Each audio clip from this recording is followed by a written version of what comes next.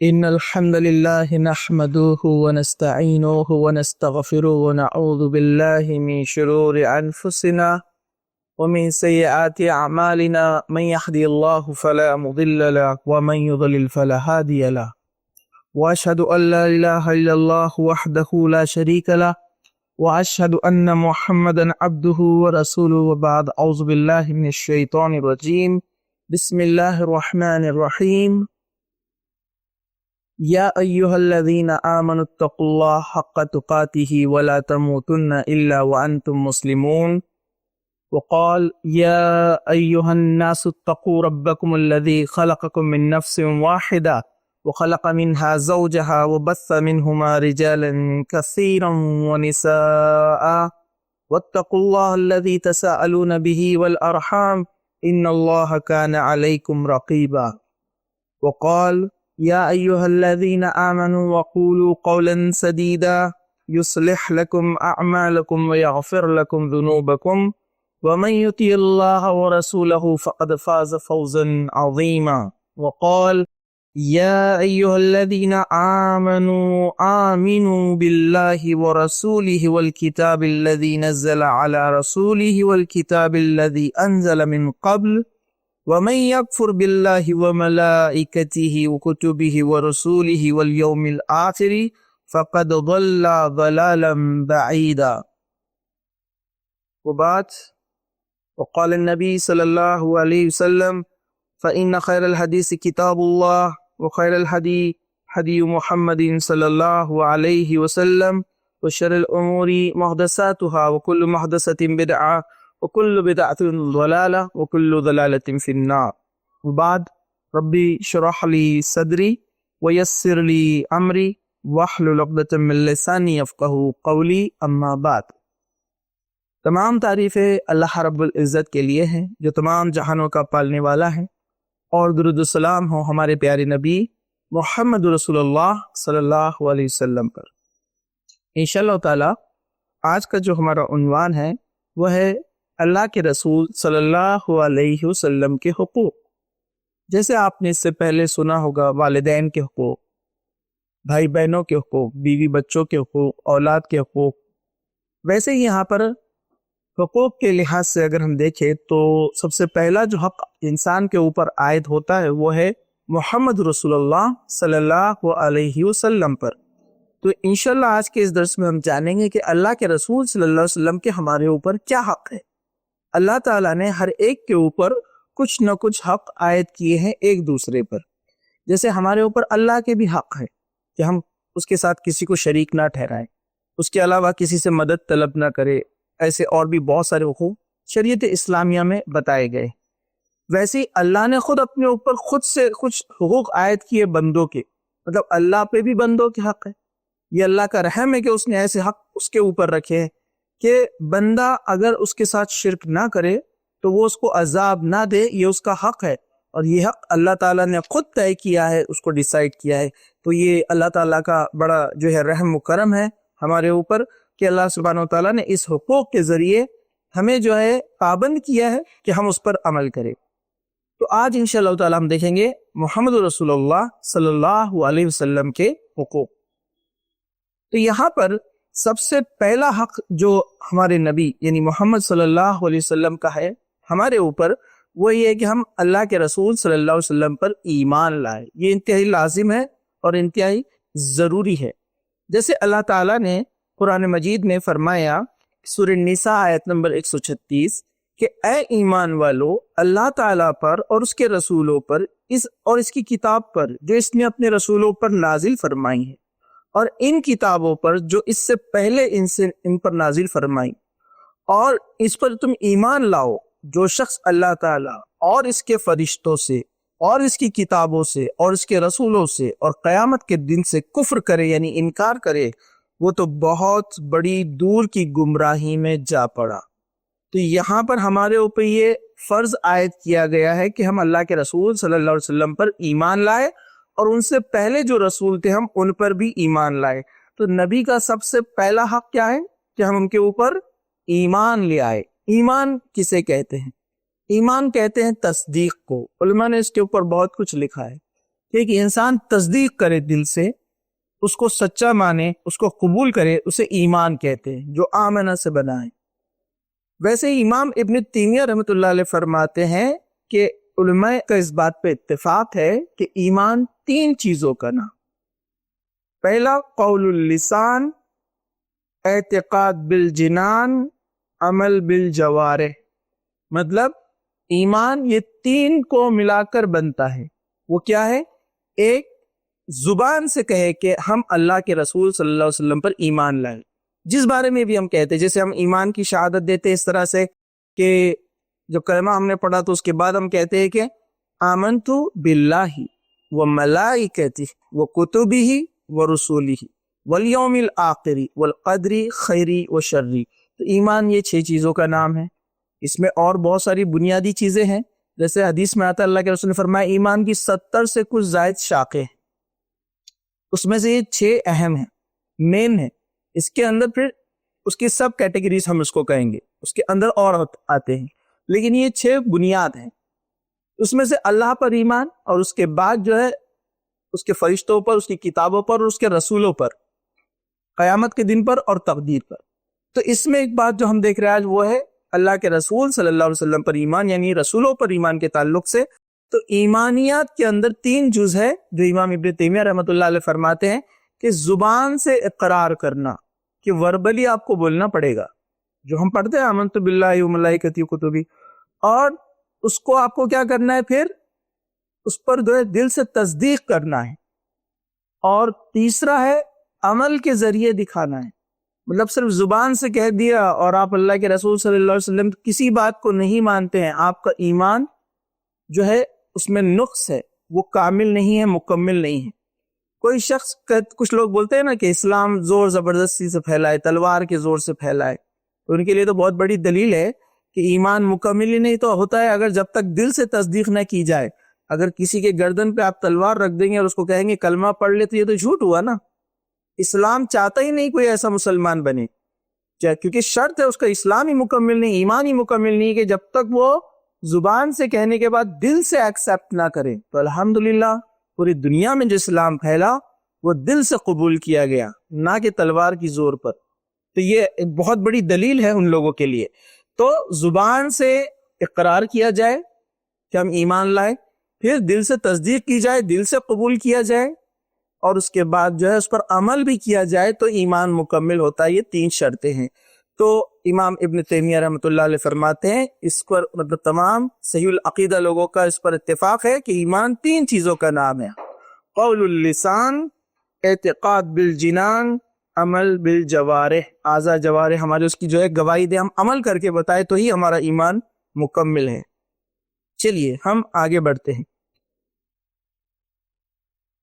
سورہ تغابن آیت نمبر 8 میں اللہ سبحانہ وتعالی نے فرمایا، سو تم اللہ پر، اس کے رسولوں پر، اور اس نور پر جسے ہم نے نازل فرمایا، یعنی قرآن مجید، ایمان لاؤ، اور اللہ تعالیٰ تمہارے ہر عمل سے باخبر ہے۔ اس آیت میں ہم کو ایک دلیل ملتی ہے۔ اللہ تعالیٰ نے دونوں کو الگ کر کے بتایا کہ تم ایمان لاؤ رسولوں پر اور اس کے نور پر۔ کچھ لوگ اللہ کے رسول صلی اللہ علیہ وسلم کو نور سے تشبیہ دے دیتے اور کہتے کہ اللہ کے رسول اللہ کے نور ہے، جبکہ یہ بات صحیح نہیں ہے۔ اللہ تعالیٰ کہتا ہے کہ میرا کوئی حصہ نہیں ہے، اس کائنات میں میرا کوئی جز نہیں ہے، اللہ تعالیٰ فرماتا ہے۔ تو اللہ تعالیٰ نے کہا کہ رسول پر ایمان لاؤ اور نور پر ایمان لاؤ، مطلب دونوں کو الگ کیا۔ اور اس سے مراد جو ہے یہاں پر مفسرین لکھتے ہیں نور سے مراد قرآن مجید ہے۔ قرآن کو اللہ نے نور کہا ہے، برہان کہا ہے، ٹھیک ہے۔ تو یہاں پر یہ بات بھی واضح ہوتی ہے۔ تو یہاں پر اللہ تعالیٰ کا فرمان ہے اللہ تمہارے ہر عمل سے باخبر ہے، تم دل میں جو سوچتے ہو، زبان سے جو کہتے ہو، اس لیے دل سے تصدیق کرو اور دل سے رسول پر ایمان لے آؤ، اس کتاب پر ایمان لاؤ۔ تو پہلا حق جو ہے وہ کیا ہے؟ اللہ کے رسول صلی اللہ علیہ وسلم پر ایمان لایا جائے۔ اب ایک حدیث آپ کے سامنے ہے، صحیح مسلم کی ہے، کتاب الایمان کے اندر اللہ کے رسول صلی اللہ علیہ وسلم فرماتے ہیں، قسم ہے جس کے ہاتھ میں میری جان ہے، یعنی محمد صلی اللہ علیہ وسلم کی جان ہے، اس زمانے یعنی میرے اور میرے بعد قیامت تک کوئی بھی یہودی یا عیسائی یا کوئی اور دین والا میرا حال سن لے، اسے پتہ چل جائے کہ میں آ چکا ہوں، پھر اس پر وہ ایمان نہ لائے، جس کو میں دے کر بھیجا گیا ہوں یعنی دین اسلام کو، اور قرآن کو یعنی قرآن کو، تو وہ جہنم میں جائے گا۔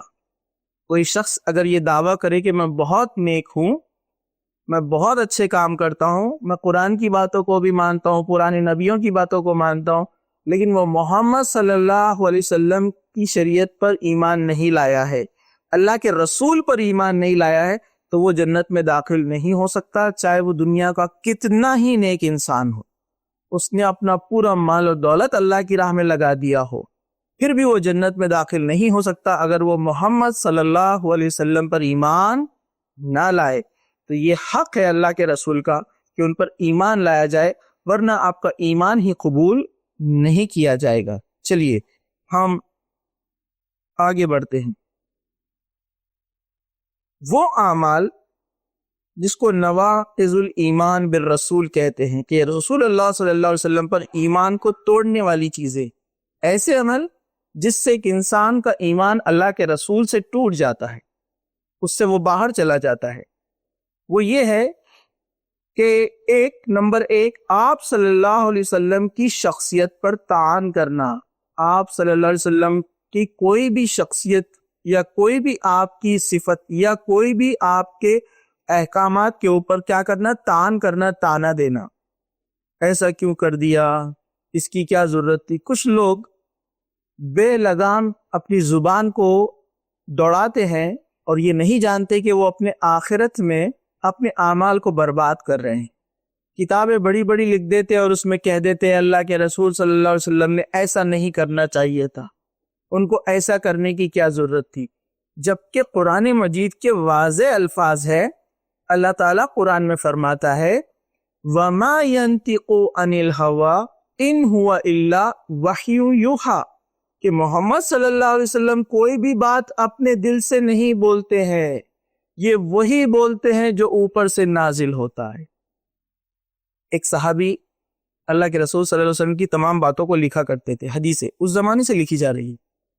کہا اللہ کے رسول، انہوں نے پھر لکھنا بند کر دیا تو اللہ کے رسول نے ان سے دریافت کیا کیوں نہیں لکھ رہے، تو انہوں نے کہا اللہ کے رسول مجھے ڈر لگنے لگا، کبھی آپ خوش ہوتے ہیں کبھی آپ غصے میں ہوتے، تو کوئی ایسی بات نہ آ جائے جو صحیح نہ ہو۔ تو اللہ کے رسول صلی اللہ علیہ وسلم نے ان کو کہا کہ لکھتے رہو، اجازت دی، اور کہا کہ یاد رکھو اس زبان سے سوائے حق کے اور کچھ نہیں نکلتا، چاہے میں خوشی کی حالت میں ہوں، چاہے میں غم کی حالت میں ہوں، چاہے میں غصے کی حالت میں ہوں، اس زبان سے حق کے علاوہ کچھ نہیں نکلتا، اس لیے تم لکھتے رہو۔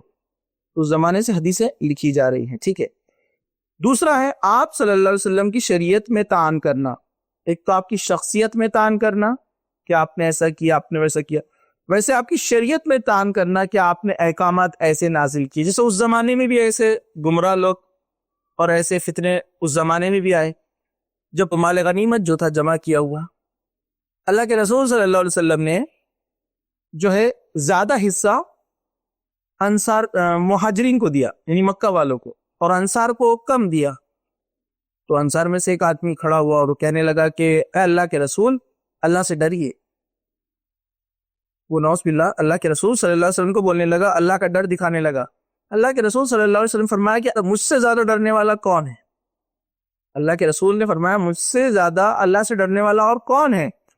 کیونکہ اس شخص نے ناراضگی کا اظہار کیا آپ کے فیصلے پر، حالانکہ وہ سمجھا نہیں بات کو، حالانکہ اس کو سمجھایا گیا کہ مہاجرین وہ لوگ ہیں جو اپنا گھر بار، تجارت، دکان، مکان سب چھوڑ کر اللہ کے حکم پر مدینہ آ گئے تھے، کچھ بھی نہیں تھا، ان کا اکاؤنٹ ایک دم زیرو ہو چکا تھا، لیکن جب وہ واپس آئے، جب مال غنیمت تقسیم کیا گیا، تب اللہ کے رسول نے ہم کو زیادہ دیا۔ پھر بھی ایسے لوگ دوسروں کے دلوں میں شک پیدا نہ کرے۔ دیکھیے اللہ تعالیٰ کی رحمت ہوئی انصار کے ساتھ، یعنی مدینہ والوں کے ساتھ۔ اللہ کے رسول صلی اللہ علیہ وسلم نے فرمایا کیا تم یہ بات پسند نہیں کرتے ہو کہ مال دولت میں ان کو دے دوں اور میں تمہارے ساتھ چلوں، یعنی مدینہ، بقیہ زندگی میں وہاں گزاروں۔ تمام مدینہ والے خوش ہو گئے، کہا اللہ کے رسول مال دولت تو ہم کو نہیں چاہیے، آپ ہمارے ساتھ آ رہے ہیں، بہت بڑی بات ہے۔ حالانکہ اللہ کے رسول صلی اللہ علیہ وسلم کو مکہ سے بڑی محبت تھی، اتنی محبت کہ آپ نماز کے دوران جب قبلہ نہیں بنا تھا خانہ کعبہ، تو آپ کو اتنی محبت تھی کہ آپ کا بار بار ذہن اس طرف جاتا تھا کہ اس طرف رخ کر دیا جائے نماز کا، اور اللہ تعالیٰ نے آپ کی اس بات کو سمجھا اور اللہ تعالیٰ نے حکم دیا کہ مسجد اقصیٰ سے اپنا رخ پھیر کر مکہ کی طرف ہو جاؤ، نماز کے اندر ہی، جو مسجد کو آج کہا جاتا ہے قبلتین مسجد، دو قبلوں والی مسجد، مسجد کے اندر نماز کے دوران صحابہ کو حکم آیا کہ پھر جاؤ مسجد اقصیٰ سے ہٹ کر آپ مکہ کی طرف دیکھ کر نماز پڑھو۔ تو اتنی محبت تھی اللہ کے رسول کو، لیکن مسلمانوں کے دو فریق آپس میں نہ لڑ پڑے، مسئلہ نہ بڑھے، آپ نے قربانی دی، کہا کہ میں تمہارے ساتھ مدینہ چلتا ہوں، اور آپ مدینہ اپنی پوری زندگی آپ نے گزاری، اور پھر لوگ بولتے کہ غلط فیصلہ کیا، کیسی عجیب بات ہے۔ چلیے، تو یہ دو چیزیں یاد رکھیے آپ کہ یہ نواقض الاسلام یعنی انسان کو ایمان سے باہر کر دیتی ہے، اسلام سے باہر کر دیتی ہے۔ تو آپ صلی اللہ علیہ وسلم کی کسی بھی شخصیت میں طعن کرنا یا آپ کی شریعت میں طعن کرنا، یہ انسان کو جو ہے ایمان سے باہر نکال دیتی ہے۔ چلیے، دوسرا حق، پہلا حق تھا ایمان لانا، اب دوسرا حق ہے اطاعت رسول صلی اللہ علیہ وسلم، عمل کے ساتھ فالو کرنا، اطاعت کرنا، ماننا، یہ حق ہے اللہ کے رسول صلی اللہ علیہ وسلم کا۔ آپ نے اطاعت نہیں کی، اس حق کو آپ نے مار دیا۔ مطلب ایک انسان اپنی طاقت، اپنی استطاعت کے مطابق کوشش کرے، غلطیاں ہوں گی، اس سے کوتاہیاں ہوں گی، اللہ کے رسول کو جب وہ فالو کرے گا، اطاعت کرے گا، لیکن اس سے پیچھے نہیں ہٹ جانا ہے کہ یہ فلاں عمل تو نہیں، میں تو نہیں کر سکتا، کوشش کرتے رہنا ہے، اللہ تعالیٰ آپ کو کوشش کے بدلے اجر دے گا۔ یہ حدیث صحیح ابن حبان اور مستدرک حاکم میں ہے کہ اللہ کے رسول صلی اللہ علیہ وسلم فرماتے ہیں، اس ذات کی قسم جس کے ہاتھ میں میری جان ہے، یعنی اللہ کی قسم کھائی اور فرمایا البتہ ضرور بضرور تم جنت میں داخل ہوں گے، مگر جس نے جانے سے انکار کر دیا، اللہ کی اطاعت سے انکار کر دیا، وہ اس طرح نکل جائے گا جیسے اونٹ بدک کر نکل جاتا ہے، بھاگ جاتا ہے، وہ جنت سے دور ہو جائے گا۔ تو اس نے کہا شخص نے کہ اے اللہ کے رسول صلی اللہ علیہ وسلم، جنت میں جانے سے کون انکار کرے گا؟ ایسا کون آدمی ہے جو جنت میں نہیں جانا چاہتا ہے؟ تو آپ صلی اللہ علیہ وسلم نے فرمایا جس نے میری اطاعت کی وہ جنت میں جائے گا، اور جس نے میری نافرمانی کی وہ جہنم میں جائے گا۔ تو اللہ کے رسول صلی اللہ علیہ وسلم کی اطاعت، جہاں آپ کا حکم آ گیا تو ہمیں کہنا چاہیے صحابہ کی طرح آمنا و صدقنا، کہ ہم نے مانا اور تصدیق کی، ایمان بھی لائے اور عمل بھی کیا اس پر۔ پرانی قومیں کیا تھی؟ نبی کوئی حکم دیتے مخالف سوال کرتی تھی۔ جمعے کا دن عبادت کو دیا گیا، بنی اسرائیل کو آناکانی کرنے لگی۔ سیٹرڈے، سنیچر دیا گیا، یہودی سنیچر عبادت کرتے۔ نصرانی جمعے کا دن دیا گیا، آناکانی کی، اتوار کا دن مانگا۔ امت محمدیہ، ہم کو جمعہ کا دن دیا گیا، ہم نے قبول کر لیا خوشی سے، صحابہ نے، یہ ہماری صفت ہے۔ بنی اسرائیل کو حکم دیا گیا جانور ذبح کرو، جانور کیسے ہونا، اس کا رنگ کیسے ہونا، عمر کتنی ہونا، کھیتی میں ہل چلایا ہونا یا نہیں ہونا، اتنے سوال کیے۔ اللہ تعالیٰ نے ایسی شرطیں لگائی کہ پورے بنی اسرائیل میں ایک گائے ملی بس ویسے۔ پھر سونے کے برابر قیمت، سونا دے کر اتنا اس کو انہوں نے خریدا، ذبح کیا۔ اللہ تعالیٰ نے دیکھا ان کی حرکتیں ایسی تھی، اللہ تعالیٰ نے اس وجہ سے ان کے اوپر کئی بار عذاب بھی نازل کیا۔ تو اللہ کے رسول صلی اللہ علیہ وسلم جو دے دے اس سے لے لو، قرآن نے کہا، اور جس سے روک دے اس سے رک جاؤ۔ تو یہی ہے آمنا و صدقنا، ٹھیک ہے۔ تو اللہ کے رسول صلی اللہ علیہ وسلم کی اطاعت، یہ دوسرا حق ہے۔ تیسرا حق ہے اتباع رسول صلی اللہ علیہ وسلم۔ نبی کریم صلی اللہ علیہ وسلم کا ایک حق یہ بھی کہ ان کی اتباع کی جائے، ان کی کاپی کی جائے۔ ایک ہے اطاعت، جو دیا گیا فوراً لے لیا، اور دوسرا ہے اتباع، ہر معاملے میں ان کی کاپی کی جائے، ان کو مانا جائے۔ جیسے سورہ ال عمران آیت نمبر 31، کیا فرمایا اللہ تعالیٰ نے؟ کہہ دیجئے کہ اگر تم اللہ تعالیٰ سے محبت رکھتے ہو، اللہ تعالیٰ نے اپنی شرط لگائی، کنڈیشن، واقعی میں تم دعویٰ کرتے ہو کہ تم کو اللہ سے محبت ہے، تو محمد صلی اللہ علیہ وسلم کی تابعداری کرو۔ یعنی اللہ کے رسول سے کہلوایا اللہ تعالیٰ نے، آپ کہو کہ میری تابعداری کرو، یعنی محمد صلی اللہ علیہ وسلم کی تابعداری کرو، ان کی جو ہے اتباع کرو، تو اللہ تعالیٰ تم سے محبت کرے گا۔ کنڈیشن ہے محبت کی، جو اللہ کے رسول کی اتباع کرے گا، ان کے پیچھے پیچھے قدم بقدم چلے گا، اس سے اللہ محبت کرے گا۔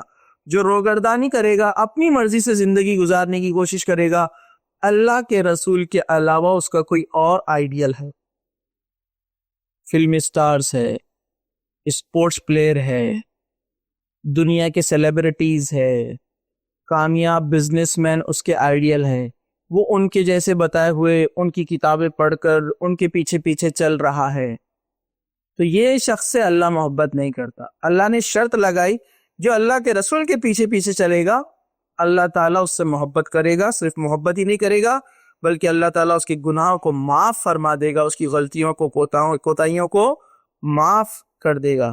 تو اتباع رسول یہ جو ہے یہاں پر یہ شرط ہے، ٹھیک ہے۔ چوتھا حق ہے اختلافی امور میں نبی کریم صلی اللہ علیہ وسلم کی طرف رجوع کیا جائے۔ اللہ تعالیٰ نے سورہ نساء آیت نمبر 59 کیا فرمایا؟ یا ایھا الذین آمنوا اطیعوا اللہ واطیعوا الرسول، یہ آپ نے کئی بار سنا ہے، قرآن میں بہت جگہ ریپیٹ کیا ہے نا، اے لوگ جو ایمان لائے ہو اللہ کی اطاعت کرو، رسول کی اطاعت کرو۔ لیکن آگے غور سے سنیے، وَأُولِي الْأَمْرِ مِنْكُمْ، یہ ایک آیت ایسی ہے جس میں اطیعوا اللہ اور اطیعوا الرسول کے علاوہ تیسری ایک شخصیت کو ڈالا گیا ہے، اولی الامر۔ اولی الامر کے تعلق سے مفسرین نے لکھا یہ مسلمانوں کے امیر، مسلمانوں کے لیڈر، یا ہمارے علماء حق، یا ہمارے گھر کے بڑے جو دین پہ فیصلے کرتے ہیں دین کے مطابق، ان کی بات مانی جائیں گی، اللہ، رسول، اس کے بعد اولو الامر۔ یہ ایک ہی آیت ہے جس میں اطیعوا اللہ اطیعوا الرسول کے ساتھ کسی اور اتھارٹی کو یہاں پر رکھا گیا ہے، ٹھیک ہے، لیکن شرط کے ساتھ رکھا گیا ہے، ان کی ہر بات نہیں مانی جائیں گی۔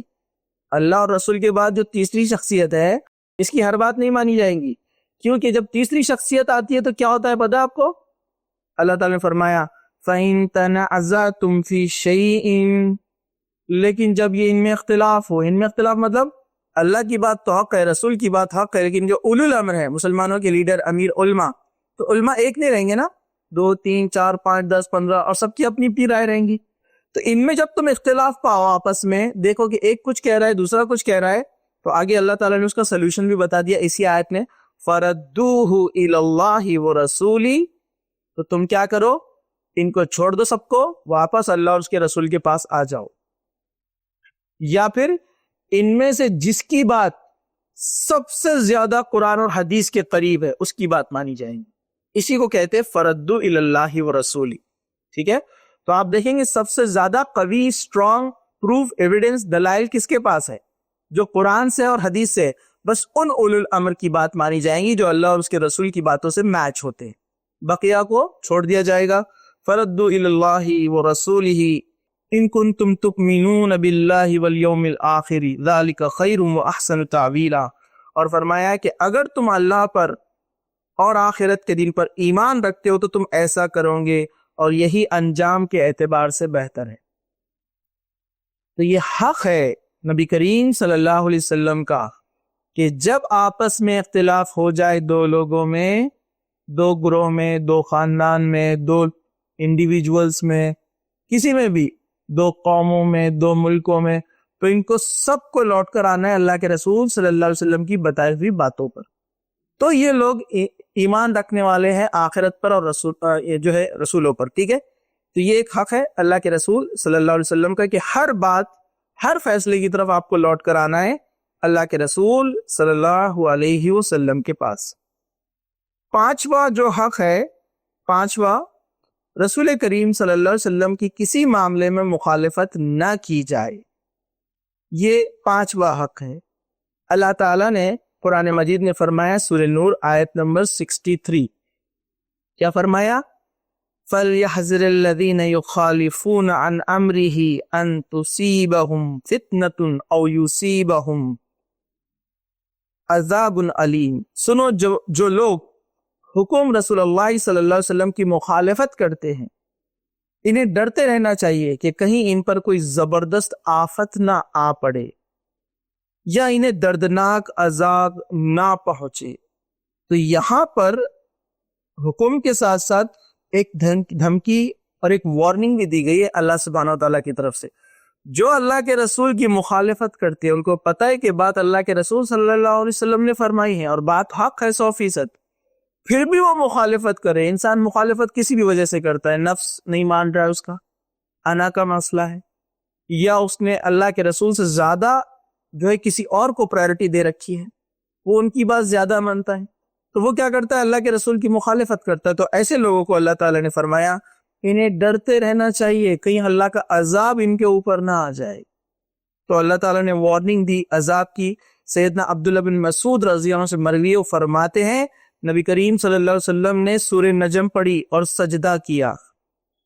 اس وقت آپ صلی اللہ علیہ وسلم کے ساتھ تمام لوگوں نے سجدہ کیا، صرف ایک شخص کو میں نے دیکھا کہ اپنے ہاتھ میں اس نے کنکریاں اٹھا کر اس پر اپنا سر رکھ دیا۔ سورہ نجم میں سجدے کی آیت آئی، تمام لوگ، اللہ کے رسول نے سجدہ کیا، سب نے سجدہ کیا۔ اس میں آپ کو یاد رکھنا ہے جو سجدے تلاوت پڑھنے والا ہے اگر وہ سجدہ کرتا ہے تو جتنے لوگوں نے سنا ہے سب کو سجدہ کرنا لازم ہے، لیکن سجدے تلاوت پڑھنے والے نے اگر سجدہ نہیں کیا تو باقی لوگوں کو بھی سجدہ کرنے کی ضرورت نہیں ہے، ٹھیک ہے؟ لیکن سجدہ کی تلاوت کرنے والے نے اگر سجدہ کیا اور باقی لوگ جو سن رہے ہیں انہوں نے سجدہ نہیں کیا تو یہ غلط ہوگا، انہیں بھی چاہیے کہ وہ سجدہ کرے۔ لیکن ایک آدمی نے کیا کیا؟ جب اللہ کے رسول نے سجدہ کیا، سب نے سجدہ کیا، ایک آدمی نے اسے کنکریاں اٹھائی اور اپنا سر اس پہ رکھ دیا، نیا طریقہ، اور کہنے لگا میرے لیے بس اتنا ہی کافی ہے۔ میں نے پھر اسے دیکھا کہ وہ کفر کی حالت میں قتل کیا گیا۔ یہ عبداللہ ابن مسعود رضی اللہ بیان کرتے ہیں، یہ صحیح بخاری کے اندر یہ جو حدیث کو، اور صحیح مسلم میں بھی کتاب المساجد میں اس کو نقل کیا گیا۔ یہ آدمی بعد میں دین سے پھر گیا کیونکہ اس کے دل میں تصدیق نہیں تھی نا، اللہ کے رسول سجدہ کر رہے، تمام بڑے بڑے صحابہ سجدہ کر رہے، اور اس نے کنکریاں اٹھا رہی اور ایسے ہی سجدہ کر دیا کہ میرے لیے کافی ہے۔ تو جو لوگ اپنے من مانے طریقے نکالتے ہیں نا، اللہ کے رسول کے خلاف جا کر عمل کرتے ہیں، ان کو ڈرنا چاہیے کہیں اللہ تعالیٰ اس کی جو ہے دل کو پھیر نہ دے کفر کی طرف اور اس کو خاتمہ ایسا ہو جیسے اس آدمی کا ہو۔ کتنا ہی بدنصیب انسان تھا، آپ دیکھیے، ایمان لایا، رسول کو دیکھا، رسول کے قریب رہا، صحابہ کو دیکھا، نمازیں پڑھا، سب کیا، اور لیکن اختتام این کہاں پر ہو رہا ہے؟ کفر کے اوپر، ہمیشہ کے لیے جہنم میں چلا گیا۔ اس لیے کوئی بھی چیز کو چھوٹا نہ سمجھے، حالانکہ دکھنے میں کتنا چھوٹا سا عمل لگ رہا ہے نا، کہ ایسا لیا اور اس نے صرف ایسے سجدہ کیا کنکریوں کو اپنے ہاتھ میں لے کر، تو اللہ کے رسول سے ہٹ کر طریقہ نکال رہا تھا۔ اتنی چھوٹی سی چیز ہمارے نزدیک، لیکن شریعت کے نزدیک یہ چیز بہت بڑی ہے۔ تو کفر کی حالت میں اس کا انتقال ہوا، عبداللہ ابن مسعود فرماتے ہیں۔ اسی طرح ایک اور حدیث ابن ماجہ کی، آپ نے فرمایا اے مہاجرین کے گروہ، 5 باتیں ہیں کہ جب تم ان میں مبتلا ہو جاؤ اور ان میں اللہ کی پناہ میں اللہ سے پناہ مانگتا ہوں اس کے تعلق سے کہ تم اس میں مبتلا ہو۔ اب ان 5 باتوں کا بیان ہے جب کسی قوم میں علانیہ فسق و فجور ہوتا ہے، جیسے زنا، شراب وغیرہ عام ہو جاتا ہے، نشہ جیسے آج کل ہمارے پاس آپ دیکھیں کتنا چل رہا ہے، کیونکہ جس قوم میں نشہ عام ہو جاتا ہے، فسق اور فجور، تو ان میں طاعون آتا ہے، تو ان میں وبائیں آتی، بیماریاں۔ آپ دیکھیے نا، کورونا آ کر گیا، یہ وبا ہے، اللہ کی طرف سے عذاب تھا، کسی کے لیے آزمائش تھی، کسی کے لیے عذاب تھا۔ تو جب گناہ بہت زیادہ کثرت سے ہوتے ہیں، فسق اور فجور، تو اللہ تعالیٰ طاعون بھیجتا ہے، اور ایسی بیماریاں پیدا ہوتی ہے کہ اس سے پہلے وہ بیماریاں کبھی نہیں ہوتی تھی۔ اس سے پہلے کبھی سنا آپ نے کورونا ہوتا تھا؟ تو اللہ کے رسول فرما رہے ہیں کہ جب گناہ زمین پر عام ہو جاتے ہیں تو اللہ ایسی بیماریاں بھیجتا ہے جو تم نے پہلے نہیں سنی، نئی بیماریاں ایک دم۔ اور جب کوئی قوم ماپ تول میں کمی کرتی ہے تو ان پر قحط آ پڑتا ہے اور سخت مصیبت آ پڑتی ہے۔ ناپ تول میں کمی، جس کو ہم کہیں گے کرپشن۔ ناپ تول میں کمی ہم سمجھتے صرف ترازو میں نہیں، ہر قسم کا کرپشن۔ لوگوں کو جو بولتے ہیں وہ چیز بیچتے نہیں ہیں، جتنا بولتے ہیں اس سے کم دیتے ہیں، جو کوالٹی بتاتے ہیں اس سے ہٹ کر دیتے ہیں، یہ تمام چیزیں۔ اس کے علاوہ لوگوں کا پیسہ لیتے ہیں، انویسٹمنٹ کے لیے کھا جاتے ہیں، یا لوگوں سے پیسہ لے کر بھاگ جاتے ہیں۔ تجارتیں جو چلتی ہیں نا آج کل، آپ سنتے ہیں اتنا پیسہ جمع کیا بھاگ گیا، اتنا پروفٹ دے گا بولا بھاگ گیا۔ تو یہ تمام چیزیں کرپشن میں۔ اور آپ دیکھیے ہمارے پاس، ہمارے ہی ملک میں کسی نے اسٹیٹسٹک نکالا، پچھلے 10 سال کے اندر 1 لاکھ کروڑ روپیہ، 1 کروڑ نہیں، 1 لاکھ نہیں، 1 لاکھ کروڑ، مطلب کروڑوں کو لاکھ میں لگانا پڑے گا آپ کو، سے بھی زیادہ روپیہ پیسہ لے کر لوگ بھاگ گئے۔ یہ کرپشن ہے۔ جب ایسا کرپشن آتا ہے تو اللہ تعالیٰ قحط سالی مسلط کر دیتا ہے، مطلب زمین اناج نہیں اگاتی ہے، بارش نہیں ہوتی ہے، اور تمام چیزیں آپ دیکھ رہے ہیں، تو یہ عذاب کی شکلیں ہیں۔ اور بادشاہ وقت ان پر ظلم کرتا ہے، اور جب کوئی قوم اپنے مال کی زکوٰۃ نہیں دیتی تو اللہ تعالیٰ ان پر بارش روک لیتا ہے۔ جب زکوٰۃ نہیں دی جاتی تو بارش روک لی جاتی ہے، اور اگر دنیا میں 4 پائے نہ ہوتے تو بالکل بارش نہ ہوتی۔ مطلب اللہ تعالیٰ تھوڑی بہت بارش جو بھیج رہا ہے وہ ہمارے لیے نہیں ہے، بلکہ چوپائے یعنی جانوروں کے لیے۔ اللہ ان پہ رحم کرتا ہے کیونکہ وہ تو گنہگار میں حصہ نہیں ہے نا، تو اللہ ان کے لیے بارش کر رہا ہے۔ جانور، پرندے جو ہے نا، جتنے بھی زمین میں بستے ہیں، جو اللہ کی مخلوق ہے معصوم، وہ گناہ نہیں کرتی ہے، تو اللہ تعالیٰ ان کے لیے پانی بھیج رہا ہے۔ جو کچھ پانی آ رہا ہے ہمارے عمل کی وجہ سے نہیں آ رہا ہے۔ پھر آپ نے فرمایا، اور جب کوئی قوم اللہ اور اس کے رسول کا عہد توڑ دیتی ہے، یعنی اللہ کی کتاب اور اس کے رسول صلی اللہ علیہ وسلم کی حدیث پر عمل چھوڑ دیتی ہے، تو اللہ تعالیٰ ان پر ایک ایسا دشمن مسلط کر دیتا ہے جو ان کی قوم کا نہیں ہوتا ہے، اور ان کے ہاتھوں کے بعض اموال کو چھین لیتا ہے۔ اور جب مسلمان حاکم اللہ تعالیٰ کی کتاب پر نہیں چلتے ہیں، یعنی کتاب اللہ کے ساتھ فیصلے نہیں کرتے ہیں، اور اللہ نے جو نازل فرمایا اس کو اختیار نہیں کرتے ہیں، تو اللہ تعالیٰ ان کے اندر لڑائی ڈال دیتا ہے۔ دونوں صورتیں ہم دیکھ رہے ہیں۔ جو قوم اللہ اس کے رسول کی اطاعت چھوڑ دیتی ہے تو اللہ ان کے اوپر ایسا بادشاہ لا کر بٹھاتا ہے جو ان کی قوم کا نہیں ہوتا۔ یہ نقصان ہے اللہ کے رسول کی اطاعت نہیں کرنے کا۔ ہمارے سامنے ڈائریکٹ مثال ہے نا، دوسری قوم کا شخص ہمارے اوپر بیٹھا ہوا ہے اور وہ ذرا بھی رحم نہیں کرتا اور تمہارے مالوں کو لے لیتا ہے۔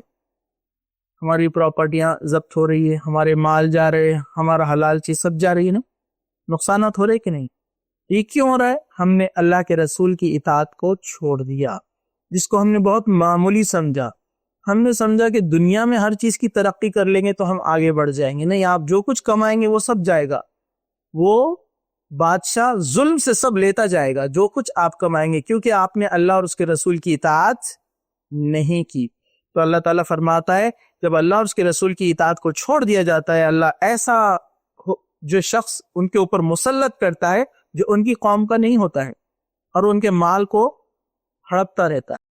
پھر فرمایا جس قوم میں مسلمان حکمراں ہو، بادشاہ ہو، اور وہ اللہ کی کتاب کے اور رسول کے مطابق فیصلے نہیں کرتا ہے، تو اللہ تعالیٰ ان کو آپس میں لڑوا دیتا ہے۔ لڑ رہے ہم آپس میں، ہمارے بہت سارے ممالک آپ دیکھیے، مسلم ممالک آپس میں ایک دوسرے کو مار رہے ہیں، کیونکہ دونوں کے فیصلے اللہ کے حکم کے مطابق اور رسول کے حکم کے مطابق نہیں۔ تو اللہ تعالیٰ فرما رہا ہے ہم ان کو لڑوا دیتے ہیں آپس میں۔ یہ اللہ کے عذاب ہے پورے۔ تو اسے جو ہے یہاں پر اس حدیث میں جو ہے اس کو تفصیلاً بتایا گیا ہے۔ چلیے چھٹا حق، 5 حق دیکھ چکے ہم نبی کریم صلی اللہ علیہ وسلم کے۔ چھٹا حق ہے ترک احداث، بدعات کا چھوڑنا۔ یعنی ایک انسان اگر بدعت میں ملوث ہے، اس نے ایک نیا طریقہ دین میں جاری کیا ہے، تو اس نے اللہ کے رسول صلی اللہ علیہ وسلم کا حق مارا ہے۔ اور ایسے شخص کے تعلق سے بھی ہے کہ سورہ ال عمران آیت نمبر 85 اللہ تعالیٰ فرماتا ہے جو شخص اسلام کے علاوہ، اسلام دین کے علاوہ کوئی دوسرا راستہ اختیار کرتا ہے، تلاش کرتا ہے، تو اس کا دین قبول نہیں کیا جائے گا اور آخرت میں نقصان پانے والا میں سے ہو جائے گا۔ تو اسلام کے علاوہ کوئی بھی دین، اب اسلام میں اللہ کے رسول صلی اللہ علیہ وسلم کی اطاعت بھی واجب ہے، لازم ہے، اس سے ہٹ کر کوئی نیا طریقہ نکالتا ہے اور اس کے پیچھے چلنے لگتا ہے تو وہ قیامت کے دن قبول نہیں کیا جائے گا۔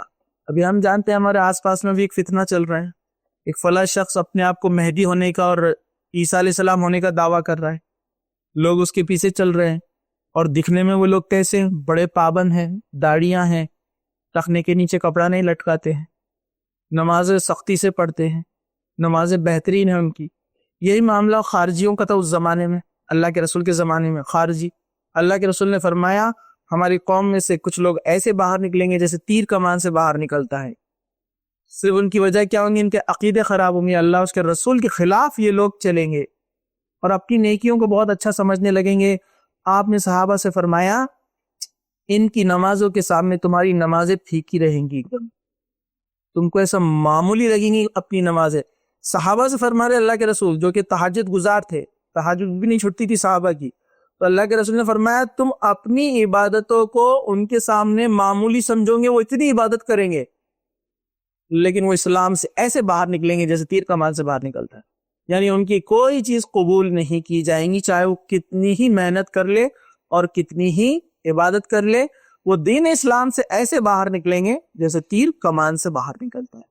تو وہ کتنی کوششیں کر لے، کتنی ریاضتیں کر لے، قیامت کے دن ان کا ایک بھی عمل قبول نہیں کیا جائے گا، کیونکہ وہ طریقہ اللہ کے رسول صلی اللہ علیہ وسلم سے ہٹ کر ہوگا، ان کی مخالفت میں ہوگا۔ بس یہی وجہ ہوں گی کہ ان کے سارے اعمال کو اللہ تعالیٰ ذرے بنا کر اڑا دے گا قیامت کے دن۔ چلیے ہم آگے بڑھتے ہیں۔ 7واں حق ہے اللہ کے رسول صلی اللہ علیہ وسلم کا کہ رسول اکرم صلی اللہ علیہ وسلم کی خیر خواہی کی جائے۔ آپ صلی اللہ علیہ وسلم کے حقوق میں اس حق میں یہ بھی ایک حق ہے کہ آپ کے ساتھ پوری طرح خیر خواہی ہو، جس کی دلیل ہے کہ اللہ کے رسول صلی اللہ علیہ وسلم نے فرمایا الدین نصیحہ قلنا لمن قال للہ ولکتابہ ولرسولہ والائمۃ المسلمین وعامتہم۔ اسے صحیح مسلم کتاب الایمان میں نقل کیا گیا ہے کہ فرماتے ہیں یقین نبی کریم صلی اللہ علیہ وسلم کا ارشاد ہے، آپ نے فرمایا کہ دین خیر خواہی کا نام ہے۔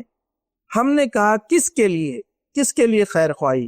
تو آپ نے فرمایا اللہ کے لیے، اس کی کتاب کے لیے اور اس کے رسول کے لیے، اور اس میں جو موجود مسلمانوں کے حکمراں ہیں ان کے لیے۔ 4 چیزیں بیان کی یہاں پر آپ نے کہ آپ خیر خواہی کا معاملہ رکھیں گے اللہ کے لیے، رسول کے لیے، اس کی کتابوں کے لیے، اور جو تمہارے اندر حکمراں ہیں مسلمان ان کی اطاعت، ٹھیک ہے؟ تو یہ چیزیں یہاں پر ہوگی تو یہ شخص اس حق کو پورا کر پائے گا جو 7واں حق یہاں پر بیان کیا جا رہا ہے کہ اللہ کے رسول صلی اللہ علیہ وسلم کے ساتھ خیر خواہی کی جائے۔ خیر خواہی کیا ہے؟ خیر خواہی یہ ہے کہ آپ اللہ کے رسول صلی اللہ علیہ وسلم کا ادب کریں، ان کا دفاع کرے، کوئی ان کے خلاف کچھ بولے تو اس کا رد کرے، پہلے اپنے ہاتھ سے پھر زبان سے، اور اگر اتنی طاقت آپ نہ رکھتے تو دل میں برا جانے، اس شخص کو برا سمجھے جو اللہ کے رسول صلی اللہ علیہ وسلم کے خلاف کچھ کہتا ہے۔ یہ اصول ہے برائی کو روکنے کا جو اللہ کے رسول نے فرمایا کہ تم میں سے کوئی شخص برائی کو دیکھے تو کیا کرے؟ اگر اس میں طاقت ہے تو اپنے ہاتھ سے روکے۔ یہ مسلمانوں کے لیڈر، ان کے حکمراں، ہمارے امیر، جو بادشاہ مسلمان جو بھی حکومت میں رہتے ہیں، وہ اپنے ہاتھ سے روک سکتے ہیں اس کو۔ اگر وہ نہیں روکیں گے تو قیامت کے دن ان سے پکڑ کی جائیں گی۔ کسی نے نبی کریم صلی اللہ علیہ وسلم کا مذاق بنایا یا آپ کا کارٹون بنایا، کچھ اور چیز کی، تو جو مسلمان حکمراں ان سے سوال ہونے والا ہے کہ آپ نے طاقت تھی تو آپ نے پوچھا کیوں نہیں، آپ نے روکا کیوں نہیں، اس کی تردید کیوں نہیں کی۔ دوسرا، وہ لوگ جو طاقت نہیں رکھتے ہیں، وہ زبان سے، چاہے سوشل میڈیا کے ذریعے سے یا جہاں تک ان کی رسائی پہنچ سکتی ہے، قلم کے ذریعے سے، پین کے ذریعے سے، وہ اللہ کے رسول صلی اللہ علیہ وسلم کا دفاع کریں گے، آپ کی طرف سے لڑیں گے، قلم کے ذریعے سے، پین کے ذریعے سے لوگوں تک پیغام پہنچائیں گے یہ شخص جو کر رہا ہے غلط ہے۔ تیسرا، اگر آپ میں اتنی بھی طاقت نہیں ہے کہ آپ ان میں سے کچھ نہیں کر سکتے تو دل میں اس آدمی کو آپ برا جانیں گے جس نے اللہ کے رسول صلی اللہ علیہ وسلم کی مخالفت کی اور آپ کے خلاف کوئی بھی ایسا کام کیا جو اللہ کے رسول صلی اللہ علیہ وسلم کے خلاف نہیں کرنا چاہیے تھا۔ تو یہ یہاں پر ہے 7واں جو حق ہے کہ اللہ کے رسول صلی اللہ علیہ وسلم کی خیر خواہی کی جائے۔ چلیے اب ہم آگے بڑھتے ہیں۔ 8واں جو حق ہے اللہ کے رسول صلی اللہ علیہ وسلم کا، وہ ہے اللہ کے رسول صلی اللہ علیہ وسلم سے محبت۔ دیکھیے محبت کے جو درجات ہیں اس میں سب سے پہلا جو درجہ اور حق ہے وہ ہے اللہ کا۔ انسان کو سب سے زیادہ محبت اللہ کی ہونا چاہیے۔ جس کے دل میں اللہ کی محبت نہیں ہے اور وہ دنیا جہاں کی تمام چیزوں کی محبت اپنے دل میں رکھتا ہے تو وہ ساری چیزیں بیکار ہیں، وقتی ہے۔ وہ جب تک اس کو فائدہ دیتے رہیں گے لوگ، وہ ان سے محبت کرے گا، جب بھی وہ اس کو نقصان پہنچائیں گے وہ کیا کرے گا؟ اس کی محبت ختم ہو جائے گی۔ اللہ رب العزت ایسا ہے کہ اللہ رب العزت کے ساتھ آپ نافرمانیاں کرتے ہیں، غلطیاں کرتے، گناہ کرتے، لیکن پھر ایک توبہ کرتے، اللہ خوش ہو جاتا ہے اس سے، اپنے بندے سے۔ اب اللہ کی محبت آپ دیکھیے اس حدیث سے ہمارا موضوع تو یہ چل رہا ہے اللہ کے رسول سے محبت، لیکن اس کو بھی سنتے چلیے۔ اللہ کے رسول صلی اللہ علیہ وسلم نے فرمایا، ایک آدمی صحرا میں نکلا، ریگستان میں، اس کے اونٹ پر اس کا ساز و سامان ہے کھانے پینے کا، اور اس نے آرام کے لیے ایک پیڑ کے نیچے اپنے اونٹ کو لگایا اور لیٹا اور اپنی آنکھ بند کی۔ جب آنکھ کھولی تو اپنے اونٹ کو سامان کے ساتھ غائب پایا، وہاں سے غائب ہو گیا۔ بس اس ریگستان میں اب اس نے یہ امید کر لی کہ اب اس کی جان ختم ہو گئی، کیونکہ ریگستان میں سواری اور کھانا پینا کھو جانا مطلب موت، کیونکہ میلوں تک کوئی نہیں رہتا، آپ چلتے چلتے ڈی ہائیڈریشن سے موت ہو جاتی ہے انسان کی۔ بس اب اس نے امیدیں کھو دی، کہا کہ اب میں بچنے والا نہیں ہوں، پھر وہ آنکھ بند کر کے لیٹ گیا۔ جب اس کی آنکھ کھلی تو اس نے اپنے اونٹ کو سامنے پایا، تو کہا کہ اس بندے کو اس وقت کتنی خوشی محسوس ہوتی ہے، بس تمہارا رب اس سے زیادہ خوش ہوتا ہے جب بندہ گناہ کرنے کے بعد توبہ کرنے کے لیے آتا ہے، ہاتھ اٹھاتا ہے، سجدہ کرتا ہے، اللہ سے معافی مانگتا ہے، تو بندہ، اللہ تعالیٰ بندے سے بہت خوش ہو جاتا ہے، اس کا ویلکم کرتا ہے کہ وہ معافی مانگنے کے لیے آئے۔ اس سے زیادہ محبت کوئی نہیں کرتا ہے، ورنہ آپ کسی کا تھوڑا بھی نقصان کر دو، کسی کی تھوڑی سی بات نہ مانو، وہ آپ سے نفرت کرنے لگ جائے گا، آپ 1000 ٹائم سوری بولو ایکسیپٹ نہیں کرے گا۔ لیکن ہمارا رب ایسا ہے، بندہ کئی گناہ کر آیا ہے، لیکن اب ریئلائز کر لیا ہے کہ لائف کو ٹرن کرنا ہے، معافی مانگنا ہے، اور اللہ سے معافی مانگتا ہے، اللہ تعالیٰ اس کو ایسے معاف کرتا ہے جیسے آج ہی ماں کے پیٹ سے پیدا ہوا ہے۔ اتنا رحم دل ہے اللہ رب العزت، تو اس سے تو محبت سب سے زیادہ ہونی چاہیے، اس کا سب سے بڑا حق ہے۔ یہ ایک دلیل کافی ہے، ایک حدیث کافی ہے سمجھنے کے لیے۔ دوسرا ہے اللہ کے رسول صلی اللہ علیہ وسلم سے محبت، ایمان کے لیے ضروری ہے۔ ایک بار حضرت عمر رضی اللہ عنہ اللہ کے رسول صلی اللہ علیہ وسلم کے ہاتھ میں ہاتھ ڈال کر ساتھ چل رہے، ٹہل رہے، تو حضرت عمر فرماتے ہیں اللہ کے رسول صلی اللہ علیہ وسلم، میں آپ سے سب سے زیادہ محبت کرتا ہوں، اپنے والدین سے بھی زیادہ، سوائے اپنے نفس کے، اپنی جان کے۔ تو اللہ کے رسول نے فرمایا، عمر تم ابھی مومن نہیں ہوئے، مشہور حدیث آپ نے سنا ہے۔ تو حضرت عمر ذہین شخص سے، عقل مند تھے، فوراً سمجھ گئے بات کو، اور کیا فرمایا، اے اللہ کے رسول میں اپنی جان سے بھی زیادہ آپ سے محبت کرتا ہوں۔ تو اللہ کے رسول نے فرمایا کہ عمر تم اب مومن ہوئے۔ تو ایمان کا مکمل ہونے کے لیے شرط ہے کہ ایک انسان کو اللہ کے بعد سب سے زیادہ محبت اس کے دل میں کس کی ہونا چاہیے؟ اللہ کے رسول صلی اللہ علیہ وسلم سے، والدین سے بھی زیادہ، اپنے آپ سے زیادہ، بیوی بچوں سے زیادہ، دنیا کی تمام چیزوں سے زیادہ محبت اللہ کے بعد کسی شخص کو اگر ہونی چاہیے تو وہ ہے اللہ کے رسول صلی اللہ علیہ وسلم سے۔ یہ آپ کا حق ہے، یہ ہم حقوق دیکھ رہے ہیں، اللہ کے رسول صلی اللہ علیہ وسلم کے حقوق کیا ہے ہمارے اوپر، کہ سب سے زیادہ محبت اللہ کے رسول صلی اللہ علیہ وسلم سے ہونا چاہیے۔ بس صحابہ میں یہی تھی، اس لیے اللہ نے کہا رضی اللہ عنہ ورضوا، اللہ ان سے راضی ہوا، وہ اللہ سے راضی ہوئے۔ حضرت سعد بن ابی وقاص رضی اللہ عنہ، ماں سے بے حد محبت کی، کوئی ایک دن ایسا نہیں جاتا کہ ماں سے ملے بنا ان کو سکون آ جائے، کبھی نہیں رہتے تھے۔ حضرت سعد بن ابی وقاص رضی اللہ عنہ، وہی معاملہ حضرت ابو ہریرہ کا بھی تھا، دونوں کا بھی واقعہ سیم ہے۔ حضرت سعد ایمان لے آئے، والدہ ناراض ہو گئی، کہا کہ باپ دادا کا دین چھوڑ دیا، یہ کیا محمد صلی اللہ علیہ وسلم کے پیچھے لگ گیا، تاکہ فوراً واپس اپنے باپ دادا کے مذہب پر آ جاؤ، کفر پر، شرک پر واپس آ جاؤ۔ تو سعد بن ابی وقاص اللہ پر بڑے پریشان ہوئے، کیونکہ والدہ سے بہت محبت تھی، اللہ کے رسول سے جا کر ملے، اللہ کے رسول نے کہا کہ اللہ کے ساتھ تو شرک نہیں کر سکتے ہو، تو باقی تمام چیزوں کی اجازت ہے، تو بڑے پریشان ہوئے۔ والدہ کہتی رہی کہ میں نہ کھانا کھاؤں گی، نہ پانی پیوں گی، نہ سر میں کنگھی کروں گی، نہ تیل ڈالوں گی، مطلب اپنے آپ کو تکلیف پہنچاؤں گی اگر تم اپنے باپ دادا کے مذہب پر واپس نہیں آئے۔ سعد بن وقاص جاتے، حضرت سعد ان کو سمجھاتے، بہت ان کو جو ہے مناتے، لیکن وہ نہیں مانتی، اتنی بیمار پڑی کہ بیڈ پر چلی گئی، مطلب بیڈ ریسٹ، اٹھ نہیں سکتی تھی۔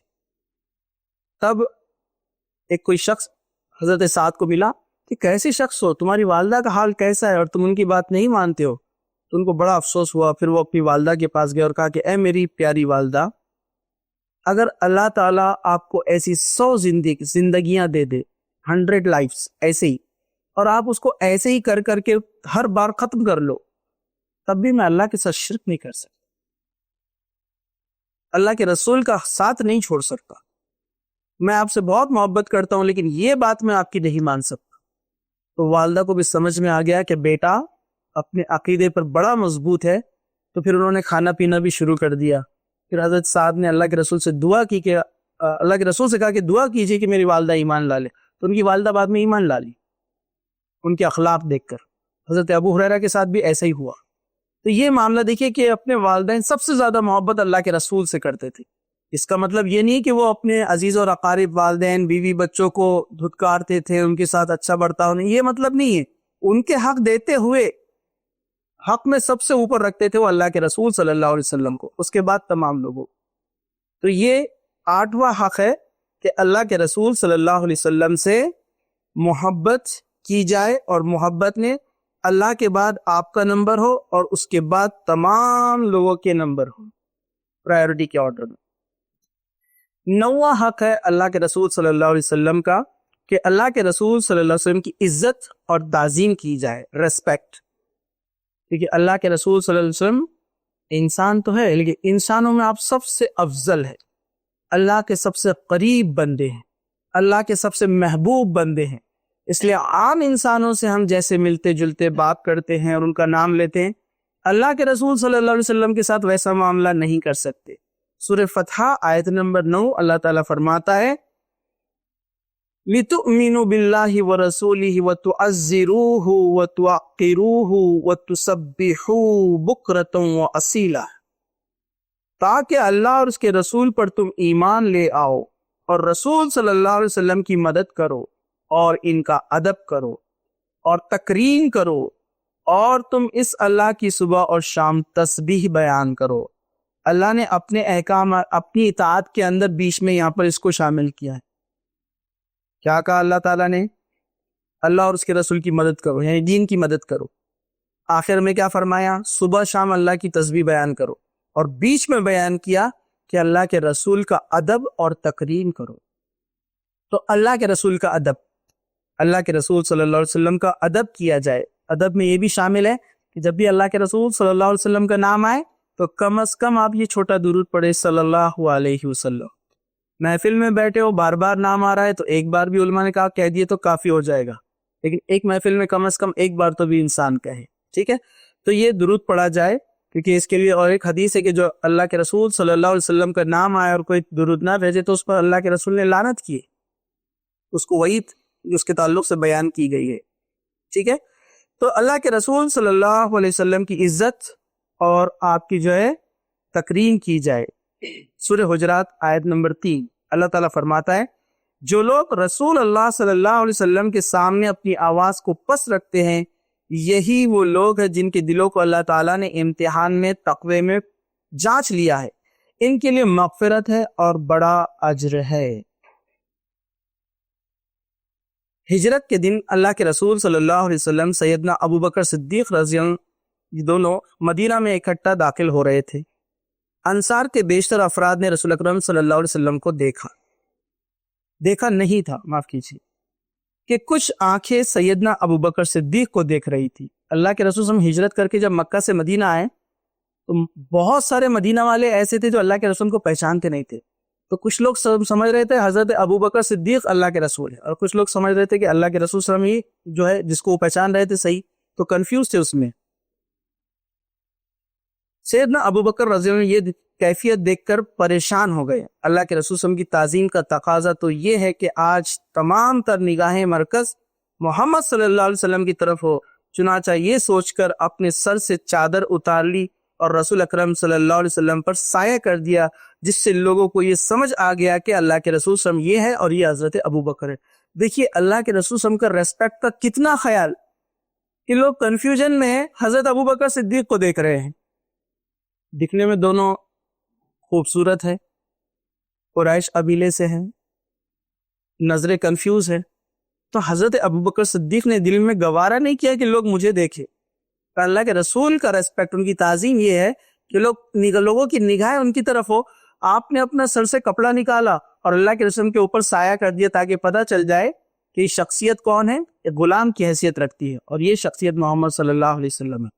اتنا چھوٹا تک خیال رکھا کرتے تھے صحابہ. دیگر باتیں تو بہت دور کی بات ہے۔ اسی طرح جو ہے حضرت سیدنا ثمامہ بن اسال رضی اللہ عنہ کے بارے میں آتا ہے کہ وہ جب ایمان لے آئے، ایمان لانے کے بعد رسول اکرم صلی اللہ علیہ وسلم سے کہتے ہیں اب اس کچھ دیر سے پہلے پوری کائنات میں سب سے زیادہ قابل نفرت آپ کا چہرہ تھا۔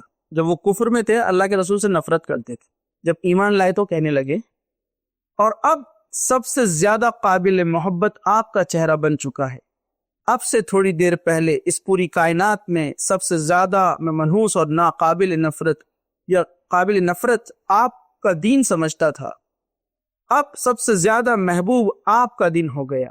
اللہ کی قسم میرے نزدیک آپ کا شہر سب سے زیادہ برا تھا، لیکن آج کے بعد یہ سب سے زیادہ قابل محبت ہو چکا ہے۔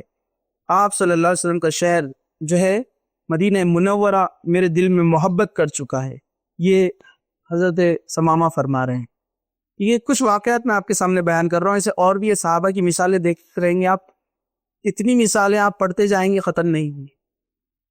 اللہ کے رسول صلی اللہ علیہ وسلم کا ریسپیکٹ اور تعظیم اتنی، یہاں تک کہ اللہ کے رسول صلی اللہ علیہ وسلم اگر تھوکتے صحابہ اس تھوک کو بھی جو ہے اپنے ہاتھ میں لے لیتے اور اپنے جسم پر مل لیتے، اتنی تعظیم کیا کرتے تھے۔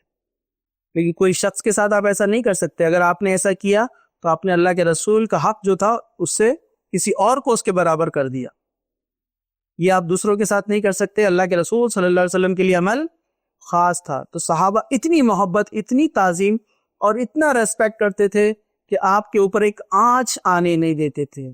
جنگ کے حالات میں آپ کو سناؤں گا تو آپ تو سنتے رہ جائیں گے، اتنی اللہ کے رسول صلی اللہ علیہ وسلم کی حفاظت میں اپنی جانیں دے دی اللہ کے رسول صلی اللہ علیہ وسلم کی محبت میں۔ یہ دیکھیے یہ معاملہ تھا۔ یہ تھے اللہ کے رسول سے سب سے زیادہ محبت کرنے والوں۔ جنگ بدر میں حضرت عمر رضی اللہ عنہ کے سامنے ان کے سگے ماموں آ گئے، انہوں نے ان کو قتل کر دیا، یہ اللہ کے رسول صلی اللہ علیہ وسلم کے لیے۔ یہ صحابہ تھے، اتنی محبت تھی ان کو اللہ کے رسول صلی اللہ علیہ وسلم سے۔ چلیے 10واں حق اللہ کے رسول صلی اللہ علیہ وسلم کا ہے کہ رسول اکرم صلی اللہ علیہ وسلم پر کثرت سے درود اور سلام پڑھنا۔ درود اور سلام سے مراد وہی ہے درود ابراہیم، سلام سے مراد وہی ہے التحیات جو ہم پڑھتے ہیں۔ الگ سے جو لوگوں نے سلام بنا لیا ہے اس کی کوئی دلیل نہیں ہے، جو مسجدوں میں فجر کے بعد پڑھے جاتے ہیں، کہیں بھی کسی حدیث میں موجود نہیں ہے۔ لوگوں نے اپنے من مانے طریقے بنائے۔ تو آپ یاد رکھیے اس سے پہلے ہم نے جو پڑھا کہ اللہ کے رسول کی اطاعت بھی آپ کی حق میں شامل ہے۔ ایک شخص تھا، میں نے بتایا نا، سجدے کی آیت جب اللہ کے رسول نے پڑھی، اللہ کے رسول نے سجدہ کیا سورہ نجم پر، تمام صحابہ نے سجدہ کیا، ایک آدمی نے کیا غلطی کیا تھا؟ صرف کنکریاں اٹھائی اور اپنا سر اس پہ رکھ دیا اور کہا میرے لیے سجدہ ہی چلیں گا، اتنا کافی ہے۔ تو سیدنا جو ہے صحابی عبداللہ ابن مسعود فرماتے ہیں ہم نے اس شخص کو دیکھا، اس شخص کا خاتمہ کفر پر ہوا۔ تو پھر یہ سلام وغیرہ طریقے ہم نے کہاں سے نکالے؟ وہ آدمی نے بھی نیا طریقہ نکالا تھا کنگریوں پہ سجدہ کرنے کا، تو ہم اپنے من سے طریقے نہیں نکال سکتے۔ تو اللہ کے رسول کا حق ہے کہ آپ جو ہے اللہ کے رسول پر درود اور سلام بھیجے، یعنی جو ہم درود ابراہیم پڑھتے ہیں۔ جیسے سورہ رحمان آیت نمبر 60 میں اللہ تعالیٰ نے فرمایا هل جزاء الاحسان الا الاحسان، نہیں ہے بدلہ احسان کا مگر احسان کے۔ اللہ کے رسول صلی اللہ علیہ وسلم کو ایک احسان کے طور پر اللہ تعالیٰ نے ہمارے لیے بھیجا، رحمت للعالمین بنایا۔ اللہ کے رسول صلی اللہ علیہ وسلم نے اپنی پوری زندگی لگائی لوگوں کو ہدایت کی طرف بلانے کے لیے۔ اب ہمارا جو ہے کام یہ بنتا ہے کہ اس احسان کے بدلے ہم اللہ کے رسول کے لیے دعائیں کریں۔ آپ کی جنت میں اعلیٰ بے شک اللہ تعالیٰ آپ کو عطا کرے گا، لیکن اللہ تعالیٰ اور اللہ کے رسول اللہ سبحانہ و تعالیٰ نے بندوں کو ایک دوسرے کے لیے احکامات میں جوڑ دیا ہے، جو ہے ایک دوسرے کے لیے وہ دعائیں کرے، ایک دوسرے پر جو فرض عائد کیے اس لیے کہ اللہ سبحانہ و تعالیٰ ایک دوسرے کو جانچے کہ وہ ایک دوسرے کے لیے کیا کرتے ہیں۔ تو ہم بحیثیت امتی ہے، اللہ کے رسول صلی اللہ علیہ وسلم کی امت ہے، ہمارا کام ہے کہ آپ کے لیے دعا کرے، آپ کے لیے درود بھیجے۔ تو یہ اللہ کے رسول کا حق ہے کہ آپ پر درود بھیجا جائے، یعنی درود ابراہیم جو نماز کے اندر ہم پڑھتے ہیں، اس کے علاوہ بھی ہم کبھی بھی پڑھیں۔ اور جو شخص اللہ کے رسول صلی اللہ علیہ وسلم پر درود بھیجتا ہے اس پر 10 رحمتیں نازل ہوتی ہیں، 10 ثواب لکھے جاتے ہیں، 10 گناہ ختم کیے جاتے ہیں، اور بھی اس کے بہت سارے فضائل ہیں۔ تو یہ جو ہے یہاں پر 10واں حق تھا اللہ کے رسول صلی اللہ علیہ وسلم کا۔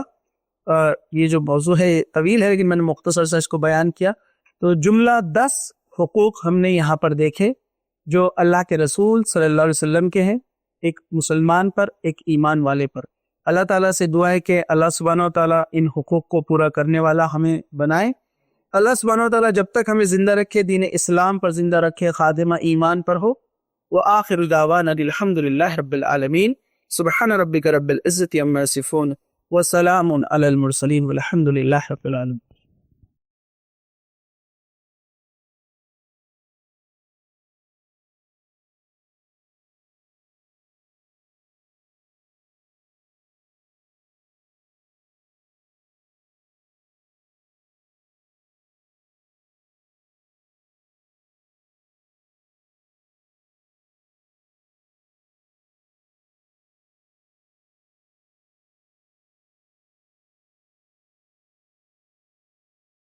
السلام علیکم ارشد صاحب، میرا سوال جو ہے میڈیا کے ریلیٹڈ ہے۔ ہم لوگ میڈیا کے تھرو جانتے ہیں کہ فار ایگزامپل ایک کنٹری میں اللہ اور اللہ کے رسول صلی اللہ علیہ وسلم کے نام ماڈلنگ کے دوران ان کے ماڈلس کے کپڑوں پہ تھے اور انہوں نے واک کیے، ریمپ واک کیے۔ اور اسی طرح میڈیا سے ہمیں یہ ملتا ہے کہ نیوز میں یہ بتایا جاتا ہے کہ کوئی فلاں کنٹری میں کارٹون بنایا گیا ہے محمد صلی اللہ علیہ وسلم کے نام کا، اور اسی طرح کہ کسی نے کوئی سینیٹر ہو یا لیڈر ہو کسی ملک کا، parliament member something like that, اس نے بھی کچھ برا بھلا کہا اسلام کے لیے، محمد صلی اللہ علیہ وسلم کے لیے یا اللہ کے لیے۔ اس طرح کی میڈیا سے ہمیں نیوز ملتی ہے۔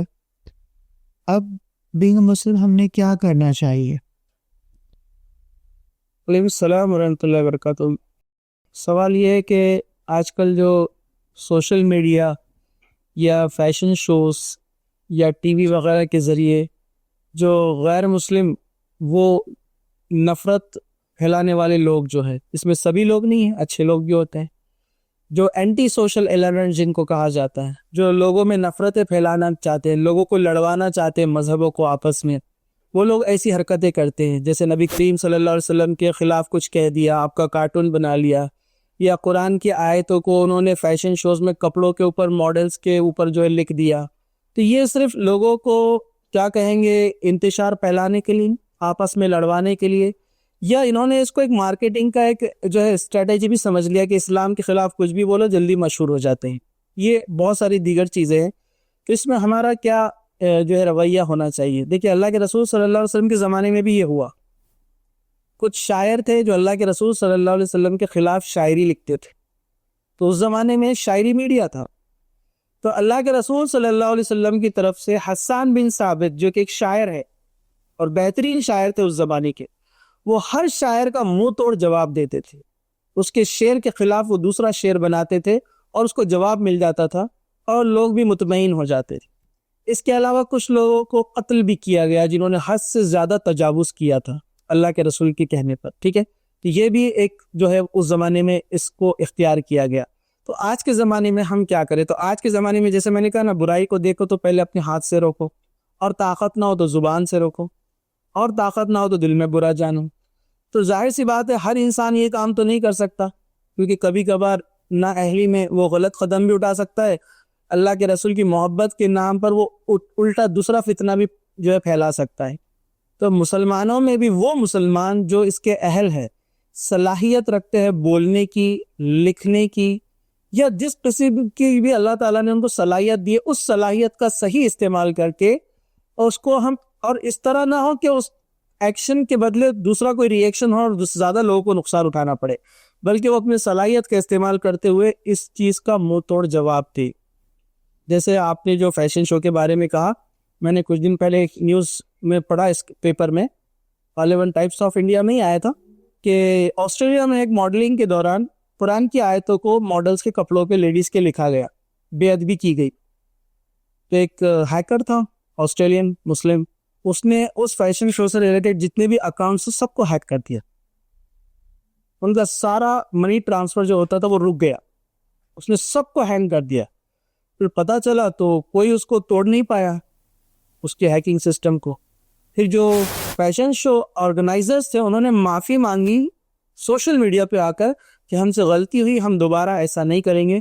تب اس شخص نے اس کو ریلیز کیا. وہ شخص کون تھا کسی کو پتہ نہیں چلا, اس نے اپنی صلاحیت کا استعمال کیا. ویسے وہاں کے جو علماء تھے انہوں نے جمعہ کے خطبوں میں اس کو جو ہے ڈینائی کیا, اس بات کو, اس کو انہوں نے اس کے خلاف باتیں, خلاف سے مراد اس کو سمجھایا کہ اللہ کے رسول کی شخصیت کون ہے. تو ہم کیسے کر سکتے ہیں؟ ہم نیوز پیپر کے ذریعے سے جو ہمارے جن سے اچھے تعلقات ہیں ان سے بات کر کے اللہ کے رسول کی سیرت ان کے سامنے پیش کرے, اور جس شخص نے یہ ایسی حرکت کی ہے کوشش کرے کہ اس سے کانٹیکٹ کر کے اس کو اللہ کے رسول صلی اللہ علیہ وسلم کے بارے میں بتایا جائے. جو بھی پرسنالٹی ہے, لیڈر ہے مسلمانوں کے, یا جو اثر رسوخ رکھتے ہیں, ان کا ایک مقام ہے سوسائٹی میں, یہ لوگوں کی ذمہ داری اللہ ان سے پوچھے گا, کیونکہ یہ ان کی رسائی ہے, وہاں تک پہنچ سکتے ہیں, عام انسان نہیں پہنچ سکتا, میں آپ وہاں تک نہیں پہنچ سکتے. تو وہ ان سے ملے, ان کو بتائے اللہ کے رسول کون تھے, آپ نے ایسا کیوں لکھا, اس کی وجہ کیا رہی, ان سے بات چیت کرے. ڈیبیٹ ہو سکتا ہے تو ڈیبیٹ کرے, ان سے بات کرے. اور ہماری طاقت میں جو رہ سکتا ہے ہم لوگوں میں جو ہے کلیریفیکیشن دے سوشل میڈیا کے ذریعے سے, چاہے ہمارا کوئی چینل ہو, یا جو ہے ہم اچھا لکھ سکتے ہیں کسی پیپر میں, یا کوئی آرٹیکل ہم بنا سکتے ہیں میگزین میں. تو آپ جتنی کوششیں کرتے رہیے, اللہ تعالیٰ آپ کی کوشش کے مطابق آپ سے پوچھ کرے گا. جہاں آپ کی طاقت نہیں ہوتی اللہ تعالیٰ آپ سے پوچھ نہیں کرے گا. لا یکلف اللہ نفسا الا وسعها, اللہ تعالیٰ کسی پر اتنا بوجھ نہیں ڈالتا جس کو اٹھانے کی اس میں طاقت نہ ہو. تو جتنے بھی ذرائع ہے جہاں تک آپ کی رسائی ہو سکتی ہے, ہم بیسٹ سے بیسٹ اچھے سے اچھے انداز میں کوشش کریں کہ اللہ کے رسول کے بارے میں ان لوگوں کو بتایا جائے, اسلام کے بارے میں بتایا جائے. تو مجھے ایسا لگتا ہے کہ اتنا ہم کر سکتے ہیں, اور اتنا میرے خیال سے ہم کیا بہت سارے لوگ کر سکتے ہیں. لیکن مسئلہ یہی آتا ہے کہ ہر کوئی صرف سوچتا ہے, کرتا کوئی بھی نہیں ہے. لیکن یہ بات کا خیال رکھیں کہ کوئی ایسا قدم نہ اٹھائے جس سے آپ کے ساتھ ساتھ دوسروں کو تکلیف ہو جائے. اس بات کا ہم تھوڑا خیال رکھیں, ورنہ بہتر سے بہتر ہم کوشش کریں ہاتھ سے, زبان سے, یا پھر جو ہے اپنے جو ہے دل میں اس چیز کو برا جانے جو بھی کیا جاتا ہے. واللہ عالم, اللہ بہتر جانتا ہے. جو مجھے سمجھ میں آیا میں نے آپ کو بتا دیا. جی السلام علیکم. ٹھیک, مطلب آپ صلی اللہ علیہ وسلم مطلب خبر کے اندر زندہ ہے یا نہیں, مطلب تعلق سے لوگ جو بولتے وہ سارے ایسا, تو اس تعلق سے کیا ہے قرآن حدیث میں؟ وعلیکم السلام ورحمۃ اللہ. سوال یہ ہے کہ اللہ کے رسول صلی اللہ علیہ وسلم قبر کے اندر زندہ ہے یا نہیں, اس کے تعلق سے بہت سارے لوگ سوال کرتے ہیں, تو اس کا کیا جواب ہے؟ تو جہاں تک میں نے پڑھا اور میں نے سنا, تقاریر بھی سنی, قرآن اور حدیث میں بھی جو ہم نے پڑھا, تو ہمیں جو بات ملتی ہے اس کا موٹا موٹا خلاصہ یہ ہے کہ اللہ تعالیٰ نے قرآن میں فرمایا کل نفس ذائقۃ الموت, کہ ہر نفس کو موت کا مزہ چکھنا ہے. اسی طرح قرآن مجید میں اللہ تعالیٰ نے فرمایا کہ اے محمد صلی اللہ علیہ وسلم, اگر آپ مر جائے یا شہید ہو جائے تو یہ لوگ جو آپ پر ایمان لائے کیا اپنے ایڑیوں کے بل پھر جائیں گے؟ یہ جنگ احد کے وقت یہ آیت نازل ہوئی تھی. اصل میں ہوا یہ کہ جنگ احد میں ایک جھوٹی خبر پھیلائی گئی کہ اللہ کے رسول صلی اللہ علیہ وسلم شہید ہو گئے, جس سے صحابہ میں 3 گروہ میں لوگ بڑھ گئے. ایک گروہ جو سامنے فرنٹ میں فائٹ کر رہا تھا وہ بولا اللہ کے رسول نہیں ہے تو ہم رہ کر کیا کریں, چلو اپنی ہم دشمن کی صفوں میں گھس جائیں گے, لڑتے لڑتے جتنوں کو ختم کر دیں گے.